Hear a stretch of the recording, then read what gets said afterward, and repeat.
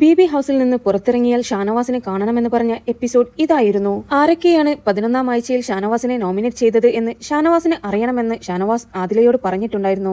Adila nominate ചെയ്തിട്ടുണ്ടോ എന്ന് ചോദിച്ചപ്പോൾ ഇല്ല എന്നാണ് പറഞ്ഞിട്ടുള്ളത്.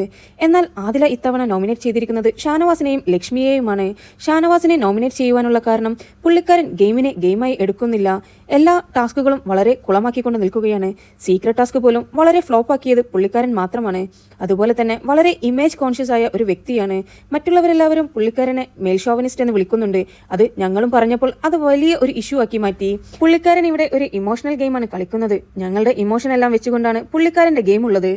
ഷാനവാസ് ഒരു സീരിയൽ നടനായതുകൊണ്ട് തന്നെ ഇവിടെ മുഴുവൻ സമയവും നടിച്ചുകൊണ്ട് നടക്കുകയാണ്, നാടകം ആടിക്കൊണ്ട് നിൽക്കുകയാണ് എന്നാണ് ആദില പറഞ്ഞിരിക്കുന്നത്. അതുപോലെ തന്നെ പുള്ളിക്കാരൻ ആളുകളെ യൂസ് ആൻഡ് ത്രോ ആണ് ചെയ്തുകൊണ്ടിരിക്കുന്നത്.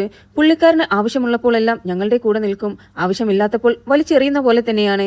ഇപ്പോൾ ഞങ്ങളെ ആവശ്യമില്ല, പകരം പുതിയ കൂട്ട് കിട്ടിയിരിക്കുകയാണ് ലക്ഷ്മി എന്നായിരുന്നു ആദില പറഞ്ഞിരിക്കുന്നത്. ഇതെല്ലാം ഷാനവാസ് പുറത്തിറങ്ങി കണ്ടു കഴിഞ്ഞാൽ അറിയാം പെങ്ങളൂട്ടിയുടെ മനസ്സിലിരിപ്പൊക്കെ എന്തായിരുന്നു എന്ന്.